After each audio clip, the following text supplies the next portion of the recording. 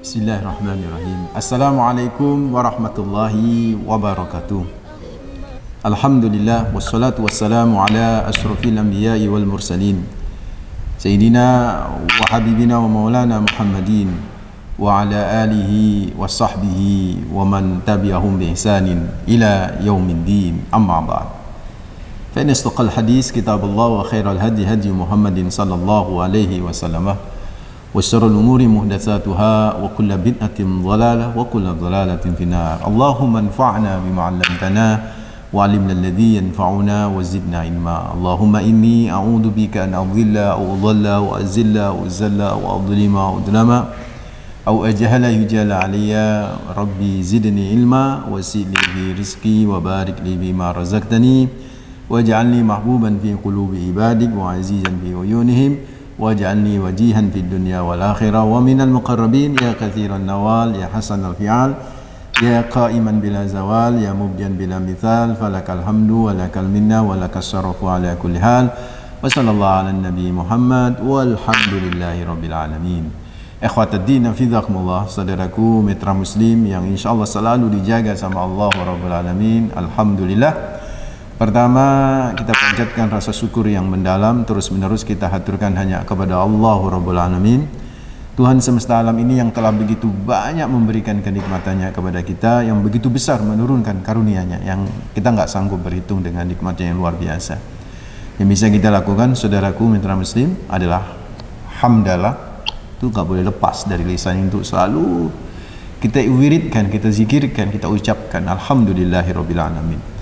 Yang kedua, juga tak boleh kering lisan itu bersalam dan bersalawat, bersalawat kepada Rasulullah Muhammad sallallahu alaihi wasallam. Allahumma shalli ala Muhammad wa ala ali Muhammad. Semoga salam dan salawat kita kelak bisa menjadi syafaat bagi kita nanti di akhir-akhir. Amin ya rabbal alamin. Saudaraku mitra muslim, hafizakumullah.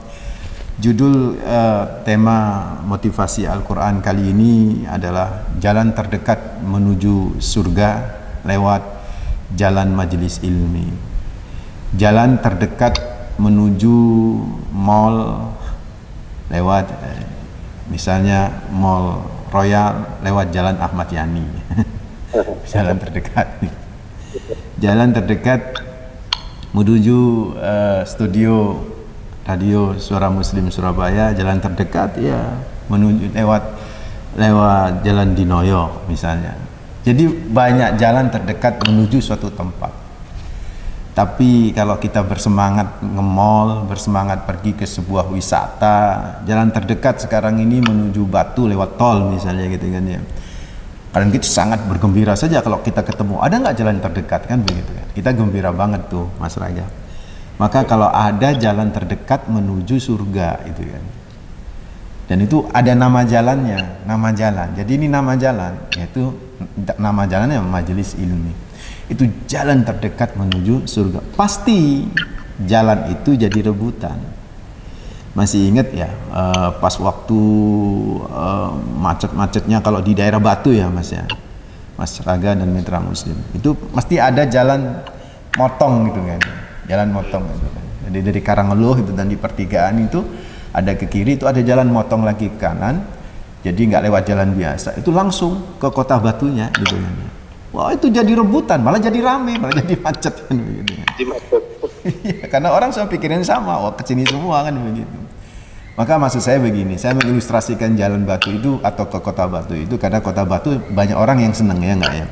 Sama kita ini seneng dengan surga ya kan. Dan ketika kemudian tahu ada jalan terdekat menuju surga dan itu adalah alamatnya adalah lewat jalan majelis ilmi. Wah mestinya gitu menurut saya Mas Raga, mitra muslim. Mestinya kita ini ya berbondong-bondong menuju majelis ilmi kan begitu. Berbondong-bondong nek ketemu, oh ada pengajian, berbondong-bondong karena itu aja jalan terdekat gitu kan. Sebagaimana berbondong-bondongnya ke sebuah jalan yang mendekatkan atau mempercepat perjalanan menuju sebuah kota Batu misalnya. Saudara ikhwatuddin fillah ya, seperti itu perumpamaan yang akan kita coba bahas nih pada pagi hari ini, saudaraku ikhwatuddin fillah. Dan itu bisa kita coba renungi ya. motivasi tentang tema itu berawal dari perenungan kita, tadabbur kita terhadap surat Thaha ayat 114. Surat Thaha ayat 114 ini adalah doa Nabi kita Rasulullah Muhammad sallallahu alaihi wasallam. Allah berfirman di surat Thaha, "Fata'alallahul malikul haqq wa la ta'jal bil Qur'ani min qabli an yuqda ilaika wahyu wa qur rabbi zidni ilma." Saudaraku ikhwatadina fizakumullah, kurang lebih terjemahnya fata'alallahul malikul haqq, maha tinggi Allah yang sebenar-benarnya raja. Wala ta'jal bil Qur'an, jangan kesusu ya engkau ya Muhammad, jangan tergesa-gesa dalam membaca Al-Qur'an. Min qabli ay yuqda ilaika wahyu, sebelum selesai wahyu dibacakan. Wa qul, dan Allah perintahkan kepada Nabi Muhammad, teruslah teruslah berdoa, Rabbi zidni ilma, Tuhanku tambahlah kepadaku ilmu, tambahlah kepadaku ilmu. Asbabun nuzul ayat ini kurang lebih begini. Jadi Nabi itu saking semangatnya menerima wahyu, itu kalau malaikat Jibril mengungkapkan wahyu, sang Nabi diikuti gitu. Jadi Nabi keburu gitu.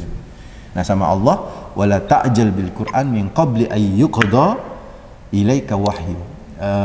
Jangan kesusu ya Muhammad sebelum selesai wahyu. Selesaiin wahyu dulu, kemudian baru kau baca. Saya nggak ingin bahas ini, saudara. Ingin bahas ternyata berkaitan dengan Al-Quran ini. Rasulullah begitu semangat untuk belajar Al-Quran. Rasulullah bersemangat untuk membaca Al-Quran, membaca wahyu, dan begitu semangatnya sampai berbarengan dengan Jibril ketika membacakan wahyu. Nah di sini ketika itu Allah berkata kepada Nabi Muhammad SAW, katakan ya Muhammad, Rabbi zidni ilma, Tuhanku tambahlah kepadaku ilmu.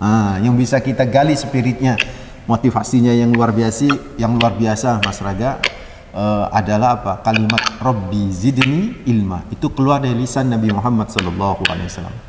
Dan Nabi selalu berdoa seperti Rabbi zidni ilma, ya Allah tambahlah aku ilmu, tambahlah aku ilmu. Artinya apa? Sekali bernabi kita Rasulullah Muhammad SAW, yang ilmu itu langsung laduni nih istilah wong pesantren Mas. Ilmu laduni gue ilmu dikai ambek Gusti Allah gitu misalnya. Ilmu yang langsung dituangkan oleh Allah Rabbul Alamin misalnya kan ya. Udah nggak perlu belajar lagi misalnya Nabi Muhammad, karena memang ada bani Rabbi wa huwa ahsanu ta'dibi. Yang mendidik aku itu adalah Tuhanku, kata Allah Rabbul Alamin, kata Nabi Muhammad SAW, dan dialah yang terbaik didikannya untuk diriku. Jadi Nabi Muhammad SAW langsung diajarin oleh Allah Rabbul Alamin. Tapi sekalipun Nabi Muhammad itu diajarin oleh Allah Rabbul Alamin, dikasih ilmu langsung oleh Allah Rabbul Alamin, beliau masih tetap minta nambah ya Allah, nambah ya Allah, nambah ya Allah. Rabbi zidni ilma, Rabbi zidni ilma, Rabbi zidni ilma. Ini kan menjadi pelajaran bagi kita ya, bahwa ternyata sekali bernabi Muhammad SAW haus terhadap ilmu, ya enggak?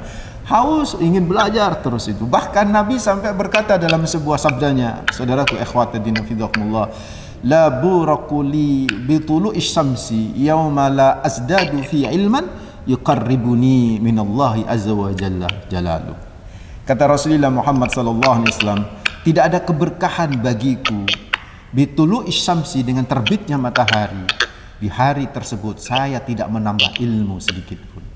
Jadi kalau dalam satu hari nggak nambah ilmu, itu bagi Nabi itu tidak ada keberkahan sama sekali. Yang ilmu itu yuqarribuni, kata Rasulullah, yang bisa mendekatkan diriku kepada Allah. Nek bahasa ekstrimnya Mas Raga, mitra muslim hafizahumullah, satu hari nggak dengerin ilmu, satu hari nggak ngaji, itu nggak berkah hidup itu.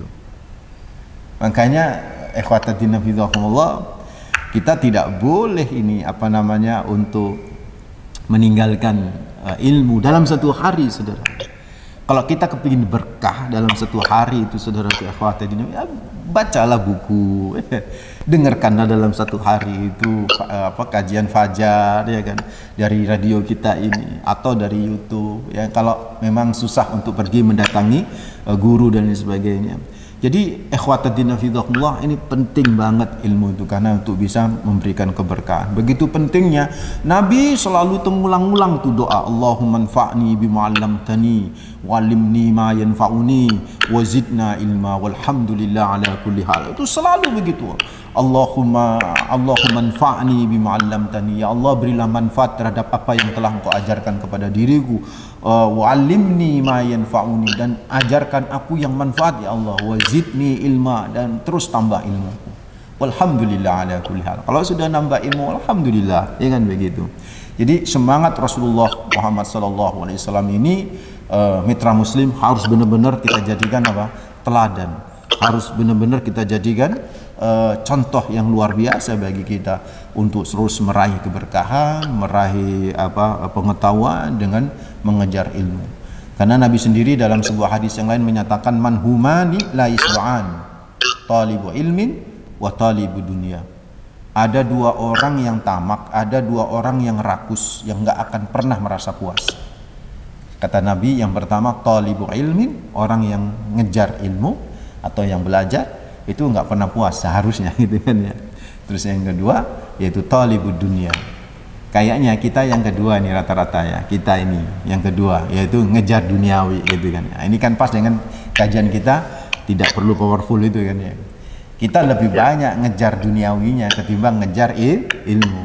Ayo coba, lebih ramai mana mall sama pengajian, gitu kan lebih banyak mall. Mall ini apalagi sekarang PPKM sudah dilonggarin semua ya Mas Raga. Mitra muslim hafizahumullah, Masya Allah, luar biasa. Tak ada mall besar manapun kecuali penuh ya kan, terutama di akhir pekan dengan ya. Tetapi bagaimana dengan pengajian gitu kan, saudaraku ikhwatuddin hafizahumullah? Berapa yang mendengarkan kita live di YouTube? Hanya hitungan jari kan, 20, 23, 30 gitu kan ya. Terus setelah itu dari subscriber yang ada di YouTube kita, di YouTube Suara Muslim itu kan sudah puluhan ribu ya Mas ya. Tapi berapa yang nonton? Yang nonton berapa? Nggak ada 1%-nya dari 23 ribu. Berapa subscribernya? 26 ribu ya? 29 ribu. 1%-nya itu kan mestinya 1%, 1%-nya itu kan mesti 1000-an gitu kan ya. Ya dalam satu hari yang nonton 1000 nggak ada. Nah ini ayo mitra muslim hafizahumullah, apalagi sekarang ini kan yang namanya ngaji atau belajar ilmu itu medianya itu wah mudah banget, gampang banget. Jangan sampai saudaraku ikhwatuddin hafizahumullah kita tidak berkah. Dan yang luar biasa nih, orang yang ingin belajar ilmu ternyata itu membuat jalan yang mudah menuju surga. Ya, jalan yang mudah menuju surga. Man salaka tariqan yaltamisu fihi ilman sahhalallahu lahu bihi tariqan ilal jannah. Ini masyhur. Ini masyhur, ini hadis ya kan. Man salaka tariqan yaltamisu fihi ilman sahhalallahu tariqan ilal jannah. Siapa orang yang kemudian berusaha untuk belajar ya kan, mencari ilmu, yaltamisu fihi ilman, maka sahhalallahu lahu tariqan ilal jannah. Allah akan memberikan kemudahan, dia bisa menemukan jalan terdekat menuju surga. Itulah saudaraku ikhwatuddin fillah, seorang ulama, Dr. Mustafa Dib Al-Bugha, ketika mensarai kitab Arba'in, yaitu hadis ke-36 mengenai riwayat man salaka tariqan ini, yaitu orang yang berjalan dengan usaha mencari ilmu, Allah akan mudahkan jalan menuju surga. Beliau menyatakan begini, fa huwa alladhi yadullu 'ala Allah subhanahu min aqrabi tariqin. Kata beliau Dr. Mustafa Dib Al-Bugha, bahwa ilmu adalah jalan terdekat menuju Allah Rabbul Alamin. Begitu dekatnya sampai siapapun orang yang menyandang ilmu, artinya orang alim kan Mas. Orang yang berilmu kan orang alim, itu dianggap kekasih Allah tuh, dianggap waliullah. Jadi kalau kita ingin dekat sama waliullah, atau kalau kita kepingin menjadi waliullah, kekasih Allah, sudah belajar sing lempeng, ngaji sing lempeng, datengin ilmu, datengin majelis ilmuwan begitu. Sampai Imam Al-Ghazali itu berkata begini, illam yakun al-alim huwal wali lastu adri manil wali. Kata beliau ini, Imam Al-Ghazali menyatakan, orang alim nggak disebut kekasih Allah, waliullah, maka falastu adri manil wali. Aku tidak tahu lagi siapa lagi yang disebut seorang wali. Karena itu saudaraku ikhwatiddin fillah, kadang orang ini ngapunten mohon maaf ya kalau berbeda ya. Ketika disebutlah seorang itu wali itu kan banyak dideketin gitu kan ya. Banyak dideketin ya, dan yang disebut wali itu kesaktiannya, karomahnya gitu. Padahal inti kewalian itu adalah ilmu, saudara. Jadi kalau ada orang alim nih, ya, itu wali itu kan. Jadi guru-guru kita ini sesungguhnya yang sahibul ilm, yang orang alim itu adalah wali-wali kekasih-kasih Allah. Ayo deketi. Nah, identik dengan mendekati ilmu adalah majelisnya. Kan nggak mungkin kita mendekati ilmu tidak mendekati majelis, ya kan? Keberkahan yang paling penting itu adalah majelis, saudaraku ikhwatiddin fillah. Karena itu ayo ibu bapak mitra muslim hafizakumullah, kalau kita kepingin mendapatkan surga lewat jalan yang terdekat, datengin ilmu lewat majelisnya, datangi kekasih Allah dengan majelisnya, datangi waliullah itu dengan majelisnya, gitu kan, datengin gitu kan ya, deketin para ulama-ulama kita, para kiai-kiai kita, para guru-guru kita, para habaib-habaib kita yang mereka adalah aulia Allah, kekasih-kekasih Allah, deketin dengan majelisnya, saudaraku. Karena kalau kita benar-benar bisa mendatangin majelis itu, nanti kita akan dapat keberkahan yang luar biasa. Sebelum kita membahas tentang keberkahan, bagaimana kita bisa mendapatkan keberkahan lewat majelis ya. Tentu mungkin mitra muslim bertanya-tanya, ilmu yang kayak apa sih Pak Ustadz yang bisa menjadikan seseorang itu waliullah gitu kan, yang bisa menjadikan seorang itu dekat dengan Allah Rabbul Alamin, yang menjadikan jalan terdekat menuju surga Allah Rabbul Alamin, yang menjadikan jalan terdekat menuju Allah Rabbul Alamin gitu kan. Ilmu yang kayak apa? Apakah semua ilmu? Semua ilmu sudah pasti, tapi lebih fokus kepada ilmu agama yang yuqarribuna ilallah gitu kan, yang bisa dengan ilmu itu mendekatkan diri kepada Allah. Tidak menutup kemungkinan ilmu umum mas, biologi, fisika itu bisa mendekatkan diri kepada Allah. Ilmu kedokteran itu bisa mendekatkan diri kepada Allah. Maka saya katakan tidak membeda-bedakan ilmu apa saja, semuanya itu ilmu, selama ilmu itu saudaraku ikhwatiddin fillah adalah berusaha untuk bisa mendekatkan diri kita kepada Allah, bukan menjauhkan. Kalau ilmu sihir itu menjauhkan, ya kan ya. Tapi ilmu apa saja, apakah ilmu yang dituntut oleh teman-teman anak-anak kita di fakultas-fakultas yang ada di universitas, atau khusus ilmu agama. Cuman yang terpenting yang fardu ain itu adalah ilmu agama. Karena fardu ain kan, fardu ain ilmu apa? Kalau ilmu umum itu fardu kifayah, Mas Raga mitra muslim. Kalau ilmu agama itu fardu ain, itu kita kalau bicara hukum. Dan ilmu yang kayak apa yang membuat pelakunya itu orang yang memiliki ilmu bisa dekat sama Allah, bisa menjadi kekasih Allah, dan itu kalau ada majelisnya bisa menjadi jalan terdekat menuju surga Allah. Pertama kriterianya ya, ilmu yang luar biasa yang bisa mendekatkan dan membuat mudah jalan menuju surga, menjadi membuat atau membentuk jalan terdekat menuju surga. Yang pertama ya sudah tentu ilmu yang dilandasi oleh keikhlasan. Ilmu apa saja termasuk ilmu agama mas, kalau tidak ada basic ikhlas, wah sudahlah pasti saudaraku akhwatiddin fillah, itu tak bermanfaat, tak berguna itu. Tak berguna, sampai Nabi menyatakan man ta'allama al-ilma liyubahi bihil ulama aw liyujari bihi sufaha liyasrifa bihi wujuhan nas ilai fa huwa finnar. Sampai segitu tuh. Jadi ada orang belajar ilmu agama tapi untuk membanggakan diri, pamer kepada para ulama-ulama yang lain, atau untuk dalam rangka mendebat orang-orang bodoh atau bodohin orang-orang yang bodoh gitu kan, orang awam. Dan untuk menarik orang untuk simpati dan menganggap, oh dia orang alim, dia orang hebat. Maka kata Rasulullah, fahuwa finnar. Dia berada di neraka. Ini nggak ada ikhlasnya sama sekali. Jadi ilmu apa saja kalau basically-nya itu ikhlas, mitra muslim hafizahumullah, inilah ilmu yang bisa membentuk jalan tol tercepat menuju surga Allah Rabbul Alamin. Ini ikhwatuddin fillah, keikhlasan itu penting. Dan di antara ciri-ciri ikhlas itu yang kedua nih, ya, ciri karakter ilmu yang bagus adalah ngomong begini, Mas. Inilah adri. Inilah adri. Ketika ditanya terus dia nggak tahu, jawabannya tidak tahu. Itu adalah ilmu yang basically ikhlas. Kalau ada ustadz besok jawab apa ya? Ya kalau dia tahu, nggak apa-apa, saudaraku. Tapi kalau dia nggak tahu, terus dia bilang tahu, cilokok ini, bahwa finar. Berarti dia memang tidak ikhlas. Makanya ada sebuah ungkapan ulama, Mas Raga, mitra Muslim hafizahumullah, la adri nisful ilm, la adri nisful ilmi. Ungkapan kata-kata la adri, aku tidak tahu, itu separuh ilmu. Separuh ilmu. Dulu awal-awal saya pernah itu ketika tampil di sebuah TV atau apa, itu TV itu ada yang bertanya hadis. Kalau sudah bicara hadis, bicara nomor, itu kan nggak hafal saya, Mas.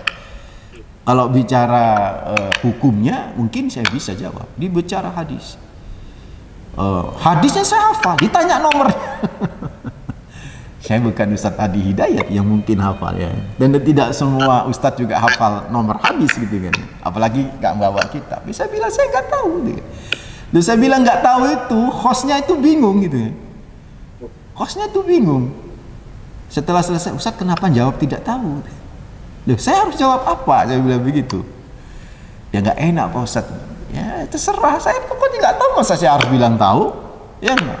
Saya nggak mau masuk neraka. Saya menjawab sesuatu yang saya tidak tahu, kemudian itu membuat masalah gitu kan, yang ngawur namanya kan gitu.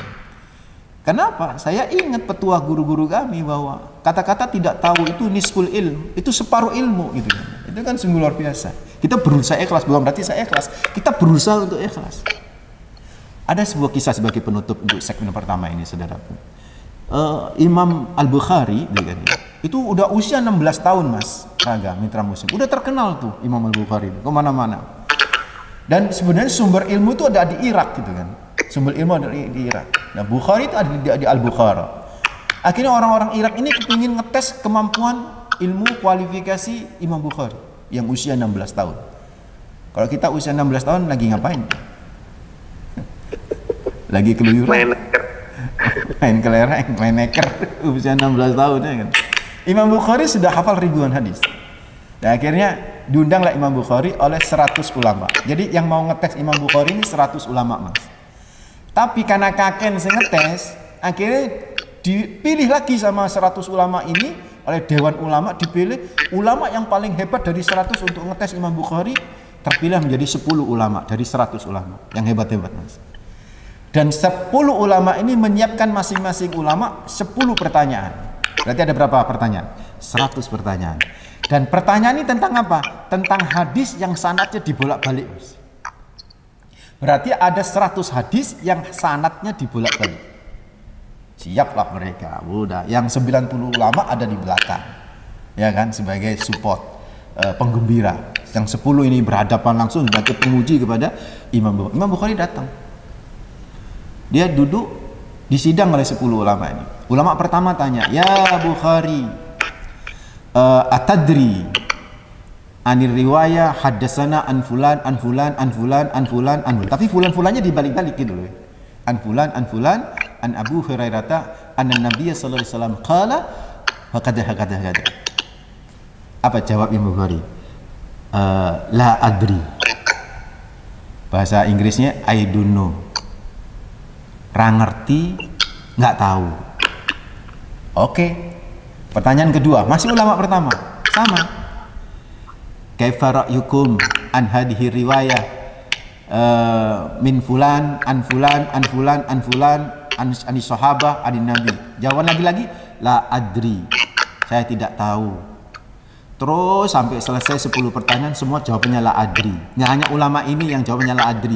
Sampai ulama yang ke-10, Mas Raga, mitra Muslim. Berarti sampai pertanyaan berapa? 100. Semua jawabannya apa? La adri. Saya tidak tahu. yang jadi penggembira 90 ulama itu ngebully, katanya hebat, hafalannya kuat. Jawabannya dari 1 sampai 100 la adri terus, tidak tahu terus.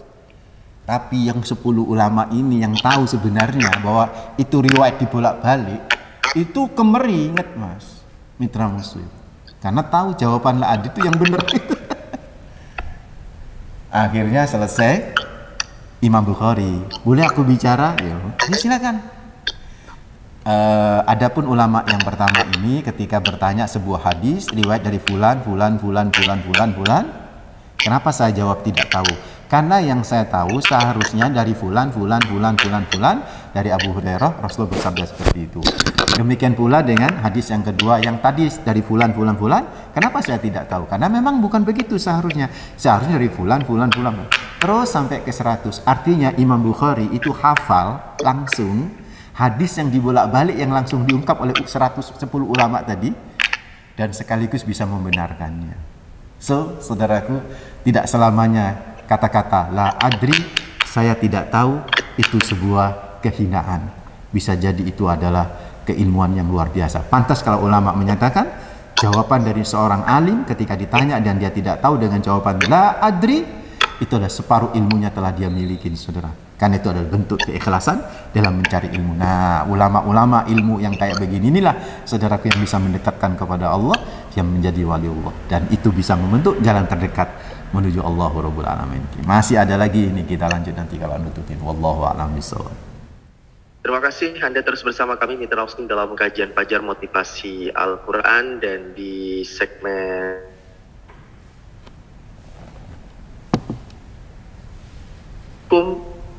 Waalaikumsalam warahmatullahi wabarakatuh. Ya, silakan Pak Sodikun di Krian. Oke. Assalamualaikum Ustaz. Waalaikumsalam warahmatullahi wabarakatuh Pak Sodikun. Gitu.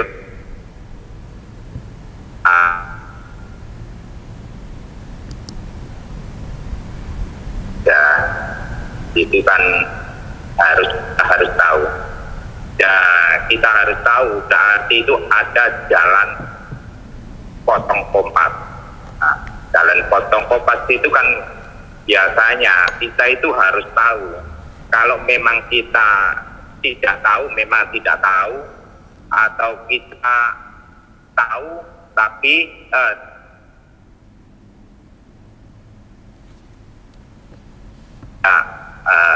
katakan tidak tahu, itu separuh ya, separuh yang kita tidak mengetahui itu kan, kehilangan itu.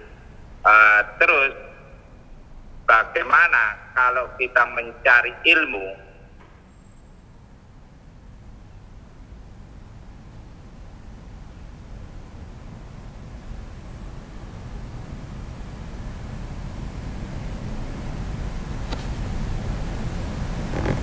baru mencari ilmu ke Surabaya itu tahun 90 itu sudah susahnya bagaimana mobil macetnya ya, itu kan diperlukan waktu yang lama sekali, dan pulang itu kalau kita berangkatnya dari mulai asar itu pulang itu jam 9 jam 10 baru sampai di rumah. Dan sekarang ada kemudian cukup dengan nyetel YouTube saja, itu gimana? Itu perbandingan kita itu, amalan kita itu apakah kita tidak bersusah payah, tapi dengan cara nyetel saja juga kita mendapatkan sebuah ilmu. Bagaimana? Terima kasih. Assalamualaikum warahmatullahi wabarakatuh. Waalaikumsalam warahmatullahi wabarakatuh. Terima kasih Pak Sodikun di Krian. Kita tampung dulu, kita ke penelpon berikutnya Ustaz ya. Assalamualaikum. Assalamualaikum Mas Raja, ini Bu Wardah. Bu Wardah di Sidoarjo, silakan. Assalamualaikum Ustaz. Waalaikumsalam warahmatullahi wabarakatuh Bu Wardah. Monggo. Ustaz, saya kalau baca selawat, Allahumma sholli ala Muhammad wa ala ali Muhammad.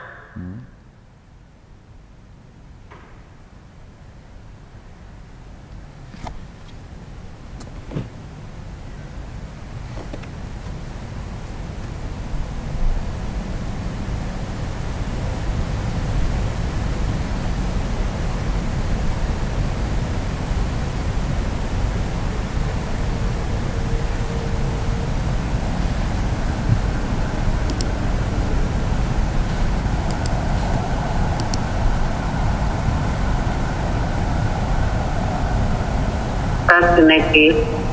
Salam ya, dengan Ibu Diah ini ya. Dengan Ibu Diah di Sidoarjo. Oke, silakan Ibu Diah. Iya, yang mau saya tanyakan, Allah Subhanahu Wa Taala menurunkan Nabi Allah itu kan dari manusia biasa ya, dari kaummu juga. Nah, terkadang sebagai manusia biasa kan mesti ada salah hilaf ya Pak Ustadz ya. Yang mau saya tanyakan, adakah dalil bukan hadis atau apapun ya yang mungkin saya tidak tahu, itu ketika mengimami para sahabatnya dan umatnya itu dalam menyampaikan pada waktu sholat mengimami itu ada kesalahan yang dilakukan nggak sama Nabi Allah Shallallahu Alaihi Wasallam. Nah itu sebagai manusia apakah pernah salah dalam mengimamin sholat gitu ya, dalam sholat gitu ya. Mohon penjelasannya. Baik. Barakallahu fikum. Assalamualaikum warahmatullahi wabarakatuh. Waalaikumsalam warahmatullahi wabarakatuh. Ya, 3 penelpon dulu. Ini Ustadz kita tanggapi satu persatu. Diawali Pak Sodikun tadi tentang jalan potong kompasnya itu lewat YouTube saja Ustadz, nggak perlu repot-repot datang ke Surabaya atau ke kajian-kajian majelis ilmu yang secara langsung. Baik. Pertama saya minta maaf, barusan internet saya tiba-tiba turun. Nih saya ganti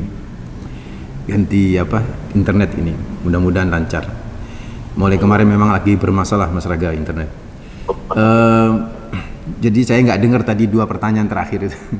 Nanti minta tolong diulang. Jadi saudaraku Pak Sodikun, ya di antara kemudahan yang sekarang didapat di zaman milenial ini adalah ya mendengarkan media sosial lewat ilmu itu kan, mendengarkan YouTube, tidak negatif itu kan, itu sesuatu yang positif sebenarnya itu kan. Tetapi perlu diingat Pak Sodikun ya, perlu diingat bahwa nikmatul qulub liqaul mahbub itu satu quotes ya dari para ulama, bahwa nikmatnya jiwa kita itu ketika bertemu dengan orang yang kita kasih, orang yang tercinta, yaitu para guru-guru kita. Itu kalau bertemu itu kan nikmat. Bertemu dalam arti yang namanya liqa itu muwajahah, jadi langsung bertemu real gitu kan, tidak dalam konteks layar kayak begini ini itu kan ya. Saya kangen sama teman-teman di studio itu kan ya, sama studionya aja kangen saya kan, udah 2 tahun saya nggak pernah ke situ itu kan ya, luar biasa ini kan ya. Jadi beda gitu kan Pak Sodikun, nikmatul qulub itu kan, nikmatnya hati itu ketika memang bertemu langsung, itu satu. Terus yang kedua Pak Sodikun mitra muslim hafidzakumullah, ada sebuah ungkapan juga nih, ada sebuah ungkapan ini hadis Nabi, ada riwayat ya menyatakan as-shawab ala qadri ta'ab. Pahala besar tidaknya pahala itu sangat tergantung dengan dia capek enggak dalam menggapai ibadah itu. Ya, seperti bangun malam kan bercapek-capek itu kan ya, itu kan jauh lebih tinggi nilai pahalanya di sisi Allah. Seperti kenapa kemudian orang berhaji itu laksana jihad fisabilillah, ya karena memang bercapek-capek itu kan ya. Jadi kalau kemudian sama dengan ngaji Quran, ya, tentu beda toh ya mitra muslim Pak Sodikun. Orang yang ngaji Quran ke pesantren ya bertahun-tahun di situ, wah jam 2 bangun sampai subuh, kemudian terus ngaji lagi, istirahat sebentar, nanti sampai malam lagi jam 9 malam baru tidur, kemudian nanti jam 2 bangun lagi. Ya beda lah ya dengan kita yang cuman pakai YouTube, pakai internet gitu kan. Beda nih, tiba-tiba ada orang sudah jadi ustadz gitu kan ya. Orang jadi ustadz karena apa? Dia otodidak aja itu kan ya. Atau kebetulan kenal sama pemilik radio, kemudian dia ditampilkan saja, dan kebetulan orasinya bagus gitu loh ya, dan menyampaikan bagus, orang pada senang gitu kan. Dari sisi ilmu ya nggak bagus gitu kan ya, perlu belajar lagi kan, beda. Dia belajar dari mana ya, cari buku otodidak. Nah itu beda Pak Sodikun. Tetap yang namanya guru hidup itu harus dimiliki oleh Pak Sodikun, harus. Jadi kalau kayak begini ini kan masih bagus ya, karena ada interaksi, jadi ada confirm, ya, ada konfirmasi dengan sang guru gitu kan. Yang repot itu Mas, ya udah satu arah saja gitu ya. Di semua YouTube itu ada orang ya, bos itu kan ya ngomong sama saya, Ustadz saya ini kalau lihat YouTube bisa berjam-jam, saya dengar ini semua Ustadz. Saya bilang, bagus Pak, bagus itu. Tapi Pak, kalau bisa datengin majelisnya. Datengin majelisnya. Karena itu bisa menjadi jalan pintas. Jalan potong kompas istilahnya Pak Sodikun. Itu menuju surga yang luar biasa. Beda lu ketemu guru itu kan. Makanya ulama-ulama dulu itu wah seperti sahabat Abu Ayyub Al-Ansari itu sampai datang tuh mencari satu hadis. Imam Bukhari itu kalau mencari satu hadis itu bisa datang musafir kemana-mana. Kalau kita cari hadis, klik aja short. Saya kenapa nulis artikel cepet Mas Raga? Ini saya kasih bocoran. Saya nulis artikel itu, saya misalnya punya ide, ini ide, ayatnya jelas ya. Saya tinggal searching aja Maktabah Syamilah jangannya. Saya tafsirnya apa, wah kita olah. Untuk hadisnya supaya saya nggak ngetik lagi per kalimat hadisnya. Udah langsung saya copy paste. Yang penting saya tahu hadisnya, tahu kedudukannya. Itu cepat kan begitu. 1 jam 2 jam saya selesai untuk membuat satu artikel kan begitu kan. Nah, itu ya jauh berbeda lah dengan ulama-ulama yang dulu yang untuk dapetin satu hadis itu kepada gurunya dia datengin begitu tuh. Makanya saya sendiri pribadi ini sepekan sekali itu ya minimal ya sepekan sekali 2 pekan atau sebulan sekali itu saya duduk manis di hadapan sang guru itu kan ya. Karena menatap wajah sang guru itu saudaraku ikhwatadina fillah sebuah keberkahan yang luar biasa. Menatap real ya, bukan menatap lewat layar kan begitu kan ya. Tidak negatif lewat YouTube atau media sosial, tapi usahain juga harus ada liko ya enggak ya, harus talaki gitu. Wallahu a'lam. Terima kasih Pak Sodikun. Tadi ke pertanyaan kedua ada Bu Ardah di Sidoarjo tentang sholawat ini ya. Sayyidina atau nggak pakai Sayyidina dan minta diberikan contoh bid'ah. Contoh bid'ah itu seperti apa? Sebenarnya kan sudah dibahas ya masalah itu. Ya. Kita ini memotivasi untuk menyejukkan ya materi tema kita semua ya teman-teman narasumber ya, menyejukkan, menyatukan dan mencerahkan. Jadi karena itu Sayyidina nggak pakai Sayyidina itu bukan satu yang prinsip, ya nggak? Orang yang nggak pakai Sayyidina pun Allahumma sholli ala Muhammad, pasti yang dimaksud Muhammad adalah Nabi karena ada kata-kata sholawatnya. Dan itu sudah merupakan pemuliaan yang luar biasa kepada Rasulullah Muhammad Sallallahu Alaihi Wasallam. Yang nggak benar itu Muhammad menutup, udah nggak ada Sallallahu Alaihi Wasallamnya. Karena kalau kita nyebut Muhammad saja itu nggak tahu Muhammad sing di Muhammad mbah kita atau mbahmu apa Muhammad mbah itu tonggo kan kita nggak tahu. Tapi kalau Muhammad Sallallahu Alaihi Wasallam jelas itu yang dimaksud dengan Nabi Muhammad. Sudah selesai clear. Ditambah Sayyidina ya nggak ada masalah juga, bagus kan ya. Jadi dan ungkapan Sayyidina sekarang udah dipakai lah sama teman-teman Salafi yang ada di Saudi Arabia sudah dipakai. Jadi sudah nggak perlu diperuncing lagi begitu kan ya. Begitu. Apakah bid'ah apa usah? Tidak juga ya. Karena Rasulullah pernah menyatakan kumu li sayyidikum kepada seorang sahabat yang baru datang. Berdirilah kalian untuk menghormati sayyidikum. Sayyidikum itu apa? Tuan ya, tuan kalian. Dan kata Rasulullah, ana sayyidul anbiya. Saya ini adalah tuannya para nabi. Jadi kata-kata Sayyidina juga pernah diungkap dan diucap oleh Nabi Muhammad SAW. Wallahu a'lam. Baik, satu pertanyaan terakhir ini dari penelpon tadi ada Bu Diah di Sidoarjo tentang dalil yang menunjukkan Nabi kita itu pernah salah dalam mengimami gitu atau ya mengimami sih tadi yang ditanyakan apakah ada Ustadz karena kan Nabi kita juga manusia biasa. Iya betul, yang namanya Nabi itu manusia biasa tapi bukan manusia biasa begitu bahasanya Mas Raga, saya korek ya. Nabi itu manusia yang luar biasa. Jadi bukan manusia biasa. Kalau manusia biasa lazim sama kita tuh. Innama ana basyarun mislukum. Saya manusia seperti kalian. Gak ada kata-kata biasa. Saya manusia seperti kalian, tapi ada keistimewaan yuha ilayya yang diberi wahyu aku. Berarti kan beda. Makanya di Ad-Diba itu disebut basyarun walaysa kal basyar. Nabi itu manusia yang tidak seperti manusia biasa. Ini manusia luar biasa. Karena manusia luar biasa menerima wahyu. Bayangkan, Nabi Muhammad bisa bertemu Jibril dalam bentuk asli. Itu 2 kali. Satu pada waktu turun ayat pertama, Iqra, yang kedua nanti di Sidratul Muntaha. Itu ketemu Jibril. Tidak ada satupun nabi-nabi itu ketemu Jibril dalam bentuk aslinya, kecuali Nabi Muhammad. Kenapa? Hancur. Karena dimensi Jibril lebih tinggi daripada dimensi manusia. Nah, Nabi Muhammad memiliki kekuatan yang luar biasa ya. Jadi Nabi Muhammad itu manusia yang luar biasa. Apakah bisa lupa? Nabi Muhammad dibuat lupa untuk syariat. Tidak. Sebab kalau Nabi Muhammad sampai lupa, berarti nanti musuh-musuh Nabi Muhammad itu akan syariatnya itu keliru, karena Nabi Muhammad bisa lupa kan begitu. Nah, Nabi Muhammad itu yunsa, jadi dibuat lupa sama Allah, bukan lupa. Makanya contohnya ketika suatu saat Nabi sholat duhur 2 rakaat, langsung salam, assalamualaikum warahmatullahi wabarakatuh. Sahabat ikut salam, terus ada yang bertanya, aqsarta ya Rasulullah, apa engkau mengqasar sholat?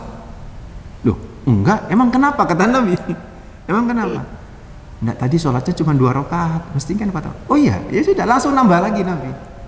Dan itu akhirnya menjadi pelajaran bagi umatnya. Kalau kita lupa tinggal tambah saja. Nanti di akhir kita sujud sahwi kan begitu ya. Jadi lupanya Nabi itu bagian daripada syariat.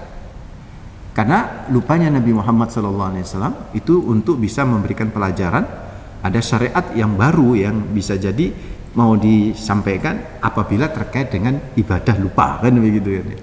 Jadi itu saudaraku ikhwati nafidhahullah, Ibu siapa tadi yang di Sidoarjo, Ibu Wardah. Iya.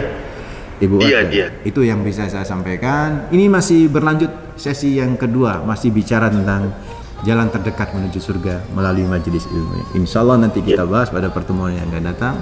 Wallahu a'lam bishawab. Mohon maaf. Assalamualaikum warahmatullahi wabarakatuh.